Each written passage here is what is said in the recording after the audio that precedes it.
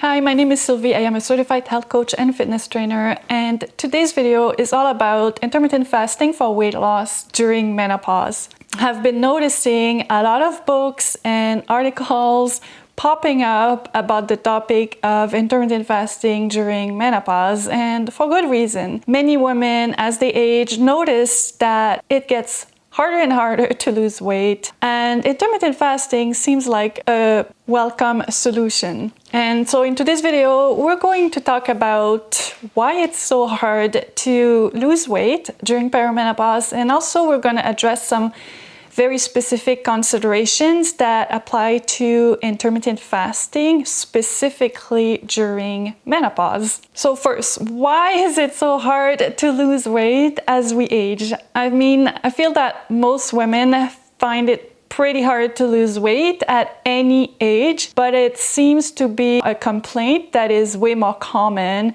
starting around the age of 40, so even during perimenopause. I myself, almost like clockwork, when I turned 40, I noticed that suddenly I had to feel hungry all the time just not to gain weight. It seemed like losing weight was an impossible task. So the general consensus is that losing weight is harder and weight gain is more prevalent as we age because of our decrease in muscle mass, which in turn slow down our metabolism.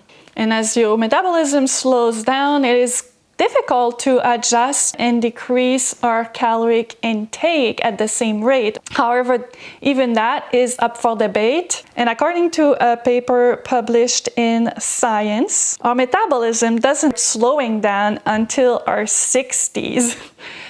So if that's true, then what is the cause of this mysterious weight gain in our 40s and 50s? Well, I was thinking about that, and one of the possible reasons that I came up with is we build up insulin resistance as we age. We have a hard time listening to our hunger cues, consequently, and we also struggle with leptin resistance. So the bottom line is that our bodies just don't function as optimally as we age. Whether it is a slower metabolism or acquired insulin resistance, or both, it is harder to lose weight during perimenopause and menopause, and most women will experience that fact. Now, how is weight loss different during menopause? What specific concern do we need to address for the menopausal woman? Well, for one thing, even whether it affects your metabolism or not, it is a fact that as you age, your muscle mass decreases, and that usually starts around the age of 30 at a rate of 3 to 5% per decade. Maybe because this muscle loss is pretty minimal at first. Maybe that's why the disagreement about when your metabolism actually starts slowing down, whether it's 40, whether it's 60, it will eventually slow down, in part because of your decrease in muscle mass.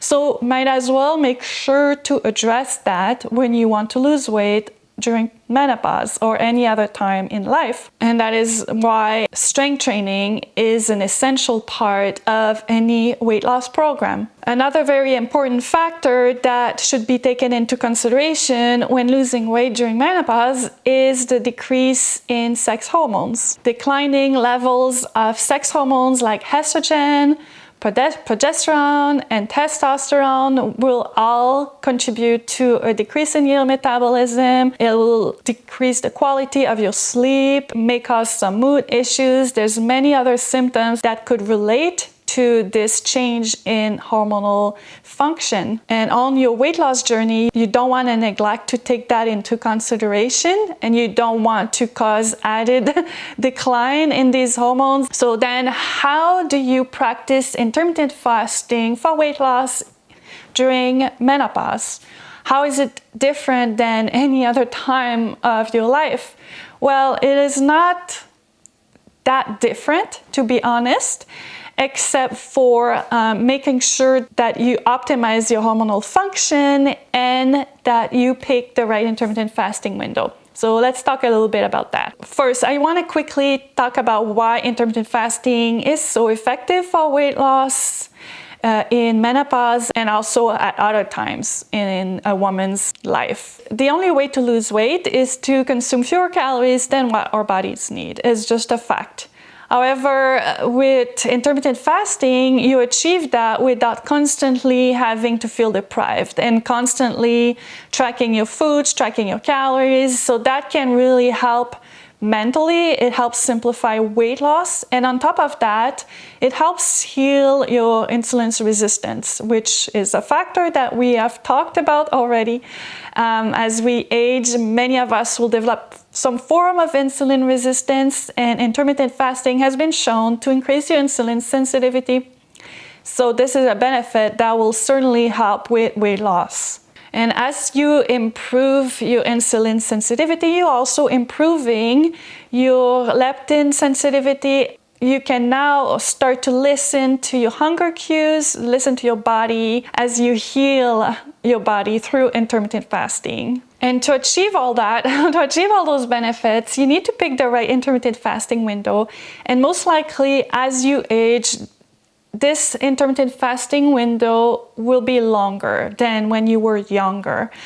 You have to ensure that you fast long enough to experience the metabolic switchover, and which means that instead of using glucose or glycogen for energy, your body will produce ketones using your fat cells, which also means that you are now in fat burning mode.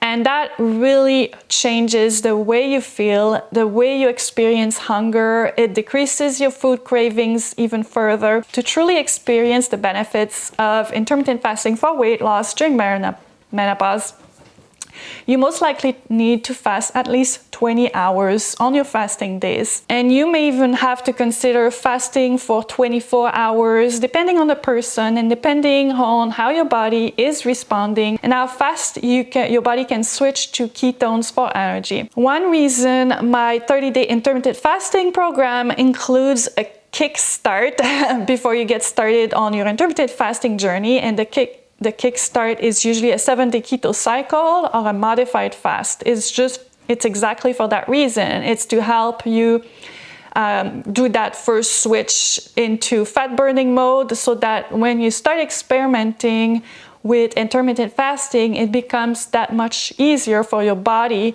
to switch over from a type of fuel to another type of fuel. So I would say that making sure you fast long enough is the number one thing to take into consideration for menopausal women who want to lose weight with intermittent fasting. Another very important factor is to make sure that you protect your hormonal function and that you don't stress your body too much and to cause further decrease in your sex hormones.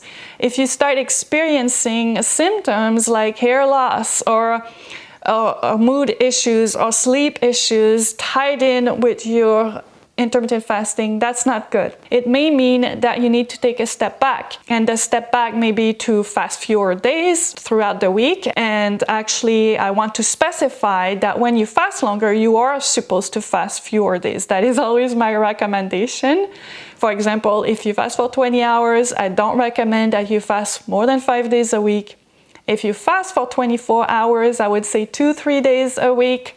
It's important to be cautious in your approach, to move slowly, and to favor a slower weight loss rather than a fast weight loss. That is how you're gonna make sure that you don't stress your body too much and that you are not impeding your hormonal function. And lastly, another very important component of your weight loss program is exercise. And that's not necessarily related to intermittent fasting in itself, but it should be part of your weight loss protocol. And it should definitely include strength training, like we talked about. And strength training can be done through weightlifting, but it can also be done with body weight workouts like yoga. It doesn't have to be aggressive. It can be gentle. It can be pleasant. And those are also considerations that you need to keep in mind when you design a weight loss program for women at any age, particularly during menopause. And I recommend you check out my 30-day intermittent fasting transformation program, because this program has all the tools you need to get started on your weight loss journey, including your workouts, including your Kickstart protocol to switch from glucose to ketones for energy, and all the checklists and meal plans and recipes to also lose weight with intermittent fasting.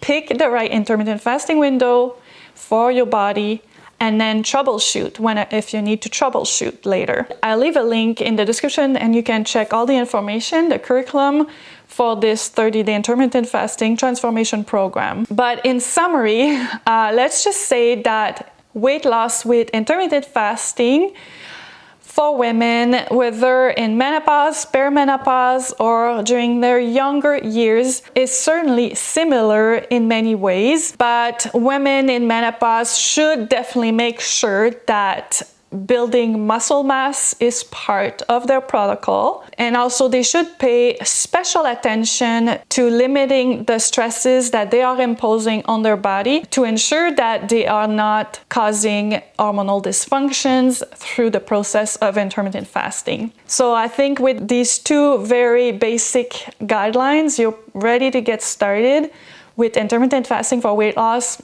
in menopause. If you're anything like me, you'll find that it's the best and easiest way to achieve your health and weight loss goals. So that's it for today, and thank you for watching.